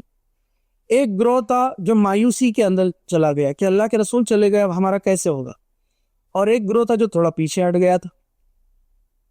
تو اس لیے یہ آیت نازل ہوئی کہ اے محمد صلی اللہ علیہ وسلم اگر آپ شہید کر دیے جائے یا آپ کو موت آ جائے, اللہ تعالیٰ نے موت کا لفظ استعمال کیا نا, کہ نبیوں کو بھی موت آتی ہے, یا آپ کو موت آ جائے تو یہ لوگ جو مایوسی میں بیٹھے ہوئے ہیں, یا یہ لوگ جو حد سے زیادہ تجاوز کر گئے اب کیا جینے کا فائدہ, چلو لڑو, تو کہا یہ لوگ کیا دین سے پھر جائیں گے؟ دوسری دلیل یہ ہے کہ اللہ کے رسول صلی اللہ علیہ وسلم کا جب انتقال ہوا, جب آپ کی وفات ہوئی, تو آپ کے حجرے میں جو ہے سب سے پہلے حضرت ابوبکر صدیق گئے, کیونکہ آپ حضرت عائشہ کے حجرے میں تھے جب آپ کا انتقال ہوا, آپ کا سر حضرت عائشہ کے مانڈی پر تھا. حضرت عمر کو ایک خبر ملی کہ اللہ کے رسول کا انتقال ہو گیا, آپ نے تلوار نکال لی, محبت رسول سے اتنی زیادہ تھی. کوئی اگر کہے کہ محمد صلی اللہ علیہ وسلم کا انتقال ہوا ہے میں اس کی گردن الگ کر دوں گا. لوگ اتنا ہی واقعہ بیان کرتے, کون سے لوگ جو یہ عقیدہ رکھتے کہ اللہ کے رسول کو موت نہیں آئی ہے, یہ اتنا ہی واقعہ بولتے ہیں دیکھو اللہ کے رسول حضرت عمر نے ایسا فرمایا تھا. لیکن بحادیث آگے اور جاری ہے اس کے بعد حضرت ابوبکر صدیق آئے. آپ حجرے میں گئے کیونکہ آپ کی بیٹی تھی تو آپ کو اجازت تھی اندر جانے کی. آپ گئے, اللہ کے رسول کو دیکھا اور باہر آئے اور اعلان کیا, اے لوگو, جو اللہ کے رسول صلی اللہ علیہ وسلم پر ایمان رکھتا ہے, صرف اللہ کے رسول پر, تو یہ جان لے کہ اللہ کے رسول صلی اللہ علیہ وسلم وفات پا چکے ہیں, آپ کو موت آ گئی ہے. اور جو شخص اللہ پر ایمان رکھتا ہے اسے بات جان لینی چاہیے کہ اللہ حی القیوم ہے, صرف اللہ کی ذات ہے جو کبھی فنا ہونے والی نہیں ہے, اس کے علاوہ تمام لوگوں کو فنا ہونا. آپ نے میسج دیا, اور یہ جو قرآن کی آیت سورہ جو میں نے بتایا نا جنگ احد کے ٹائم نازل ہوئی تھی, افہیم مات والی جو آیت ہے, آپ نے وہ تلاوت کر کے سنائی. کیا ہے رسول, اگر آپ کو موت آ جائے یا آپ شہید کر دیے جائے تو کیا یہ لوگ ایڑیوں کے بل دین سے پھر جائیں گے؟ تب حضرت ابو عمر رونے لگے اور ایک جگہ بیٹھ گئے اور کہا, اچھا ہوا ابو بکر نے مجھے یہ آیت یاد دلا دی, مجھے تو ایسا لگ رہا ہے یہ آیت ابھی نازل ہوئی, میں بھول گیا تھا. تو حضرت عمر سے غلطی ہو رہی تھی, حضرت ابو بکر صدیق نے فوراً کریکشن کیا. اور یہ صحابہ کی صفت تھی کہ جب کوئی قرآن اور حدیث سے دلیل دے دیتا تو حضرت عمر جیسی شخصیت بھی خاموش ہو جاتی تھی. لیکن ہمارے پاس تو گلی گلی میں ایسے لوگ ہیں بیٹھے ہوئے جو قرآن اور حدیث کی آیتیں دلیلیں دینے کے بعد بھی نہیں مانتے. وہ حضرت عمر جن کے تعلق سے اللہ کے رسول نے فرمایا میرے بعد کوئی نبی ہوتا تو وہ عمر ہوتا, لیکن جب حضرت ابو بکر صدیق نے ان کو کریکٹ کیا تو فوراً خاموش ہو گئے. یہ تمام دلائل بتاتے کہ اللہ کے رسول کو بھی موت آئی جیسے سب کو موت آتی. اس طرح اللہ تعالیٰ نے قرآن میں فرمایا کہ اے نبی, آپ سے پہلے ہم نے کسی نبی کو ہمیشگی نہیں بخشی. ابھی فی الحال میں ایک فتنہ بھی چل رہا ہے, ایک ویڈیو وائرل چل رہا ہے, ایک آدمی آ رہا ہے وہ کہہ رہا ہے کہ عیسیٰ علیہ السلام کو بھی موت آ گئی بولی, اور یہی دلیل دے رہا ہے کہ قرآن میں خود اللہ نے کہا اے محمد صلی اللہ علیہ وسلم آپ سے پہلے ہم نے کسی نبی کو ہمیشگی نہیں بخشی. تو عیسیٰ علیہ السلام اللہ کے رسول سے پہلے آئے نا, عیسائیوں کی طرح سوال کر رہے ہیں, حالانکہ یہ اپنے آپ کو مسلمان بولتے ہیں, کہ دیکھو عیسیٰ علیہ السلام کو بھی موت آ گئی. اللہ تعالیٰ فرمایا تم سے پہلے کے نبیوں کو ہم نے ہمیشگی نہیں بخشی. تو عیسیٰ علیہ السلام تو پہلے آئے تھے نا, تو ہمیشگی کہاں سے رہیں گی ان کو؟ تو یہ شخص جو ہے گھما رہا ہے لوگوں کو, حالانکہ جانتا ہے مطلب اس کا. ہمیشگی کا مطلب ہے قیامت تک ہمیشگی, جو اللہ تعالیٰ کی صفت ہے کہ کبھی موت نہیں آئے گی اللہ کو. اللہ حی القیوم ہے, جبکہ ہم جانتے ہیں ہمارا عقیدہ ہے کہ قیامت سے پہلے عیسیٰ علیہ السلام آئیں گے. واضح طور پر دلیل حدیث ہے بہت ساری. آپ انتقال کر جائیں گے, آپ کی نماز جنازہ بھی پڑھائی جائے گی, تو اس حساب سے تو سبھی کو موت آنے والی ہے. تو لوگ گھماتے اس طرح سے. اس لیے آج کے دور میں بہت ضروری ہے کہ قرآن کو ہم پڑھیں, ترجمہ اور تفسیر بھی پڑھیں, صحیح مستند تفسیر پڑھیں, ان کو بڑھائیں, اور اپنی نیکسٹ جنریشن آنے والے, ابھی ہمارے زندگی میں چیزیں ہو رہی ہے, آنے والے ہماری نسلوں کے لیے تو کتنے چیلنجز رہیں گے آپ ذرا سوچیے. تو بچوں کو قرآن کی تعلیم دیجیے, اور اسٹرانگ تعلیم دیجیے, اچھی ترجمے کے ساتھ, تفسیر کے ساتھ. ہم حافظ بناتے ہیں بچوں کو, ہمارے پاس یہ بڑا شوق ہے, بہت اچھا, اور اچھی بات بھی ہے, بری بات نہیں ہے. ہر انسان چاہ رہا ہے کہ میرا بچہ حافظ بن جائے, لیکن اس کے عقیدے صحیح ہو, اس کو دین کا علم ہو, قرآن کا ترجمہ تفسیر معلوم ہو, صحیح احادیث کیا ہوتی ہے اسے معلوم ہو, اس کی توجہ نہیں دی جاتی. فتنوں کے دور میں یہی چیزیں کام آئیں گی. آپ حافظ قرآن بھی بن جائیں گی تو یہ چیزیں بچا نہیں سکتی آپ. اللہ کا رحم جس پہ بس وہ بچے گا علم کے بعد, ٹھیک ہے. تو یہ تعلیم دی جائے. تو ایسے کئی جو ہے دلائل موجود ہے کہ اللہ کے رسول کو موت آئی ہے. اب سوال یہ ہے کہ لوگ سوال کرتے ہیں کہ پھر جو ہم درود بھیجتے ہیں حدیث میں آتا ہے کہ آپ کو پہنچایا جاتا ہے. ایک بات تو میرے سمجھ میں نہیں آتی ہے, جو لوگ اپنی بات منوانے کے لیے حدیثیں لاتے ہیں, دلیلیں لاتے ہیں جن کتابوں سے, بخاری مسلم سے, کہ اللہ کے رسول صلی اللہ علیہ وسلم کو سلام پہنچایا جاتا ہے. دیکھو سلام پہنچایا جا رہا ہے تو اب زندہ ہے نا. تو دوسری حدیثیں بھی ہیں نا بخاری مسلم کی جو بول رہی ہے کہ آپ کو موت آ گئی, آپ اس دنیا سے چلے گئے. وہ نہیں مانتے, یہ مانتے, ٹھیک ہے, یہ بھی مانتے. تو اس کے تعلق سے علماء نے کہا کہ بے شک اللہ کے رسول صلی اللہ علیہ وسلم ہمارے جو ہے سلام کا یعنی درود کا جواب دیتے ہیں. ہم جو درود پڑھتے ہیں وہ اللہ کے رسول تک پہنچایا جاتا ہے, اللہ کے رسول اس کا جواب دیتے ہیں. لیکن یہ سب کیسے ہوتا ہے, یہ ہمارے اوپر ہے, ہماری سوچ کے باہر. جیسے جنت ہے, جہنم ہے, ہمارا ایمان ہے, لیکن کوئی بتا سکتا ہے جنت کیسی ہوں گی اور جہنم کیسی ہوں گی؟ کوئی ڈرائنگ بنا سکتا؟ لوگ امیجنیشن کرتے ہیں, لیکن کیا واقعی میں جو جتنی تفصیل حدیثوں میں دی گئی ہم بنا سکتے جنت کیسی ہوں گی؟ اس کا اینیمیشن تیار کر سکتے ہیں؟ نہیں. جہنم کا نہیں. صرف ہم انسانی سوچ بتا سکتے ہیں, لاوا پھٹ رہا ہے, آگ جل رہی ہے, نہیں. اس کی کیفیت کیسی ہے بتا ہی نہیں گئی, صرف بتا دیا گیا کیسے کیسے عذاب ہوں گے, لیکن ایکچوئل کیسی نہیں پتا نا. تو اللہ کے رسول تک درود پہنچایا جاتا ہے, لیکن کیسے ہم کو نہیں پتا, ہم سوچ نہیں سکتے اس کے بارے میں. دنیا کی چھوٹی چھوٹی چیزیں ہم سمجھ نہیں پاتے. اے آئی, آرٹیفیشل انٹیلیجنس, آپ اس سے سوال کر رہے ہو جواب بھی دے رہا ہے, حالانکہ وہ انسان نہیں ہے. یہ چھوٹی چھوٹی چیزیں ہمارے سمجھ کے تھوڑی اوپر رہتی ہے. تو آپ بتائیے, جو اسلام نے جس کے تعلق سے کہا کہ غیب پر ایمان رکھنا چاہیے, وہ تو بالکل ہمارے اوپر ہے. تو اللہ تعالیٰ نے جتنا بتایا اتنا ہم مان لیں کہ اللہ کے رسول کو موت آئی مطلب آئی, اور آپ پر درود پہنچایا جاتا ہے, بالکل پہنچایا جاتا ہے, لیکن کیسے یہ ہمارے علم کے اوپر ہے. ہم اپنا دماغ اور منطق نہ لڑائے, کیونکہ شیطان اسی وجہ سے گیا نا. ابلیس جو تھا, جو عزازیل تھا, کس وجہ سے گمراہ ہوا؟ یہی اپنا لاجک لگانے کی وجہ سے. جب اس کو کہا گیا کہ آدم کو سجدہ کرو, تو کیا کہنے لگا؟ میں آگ سے بنا ہوں, میں بہتر ہوں, یہ مٹی سے بنے. جبکہ اس کا کام تھا, اللہ نے بول دیا کر دے مطلب کر لے. اللہ کا حکم ہے, اللہ نے پوچھا نہیں کون کس سے بنا اور کون بہتر ہے, صرف حکم تھا کہ کر لے. تو ہمیں بھی حکم دیا گیا قرآن اور حدیث میں, اس کو مان لے. کچھ چیزیں ہماری سوچ کے اوپر ہوتی ہے. تو یہ اتنے دلائل امید ہے کافی رہیں گے انشاءاللہ بات کو سمجھنے کے لیے. جزاک اللہ خیر. وآخر دعوانا الحمد للہ رب العالمین. سبحان ربک رب العزت عما یصفون وسلام علی المرسلین والحمد للہ رب العالمین.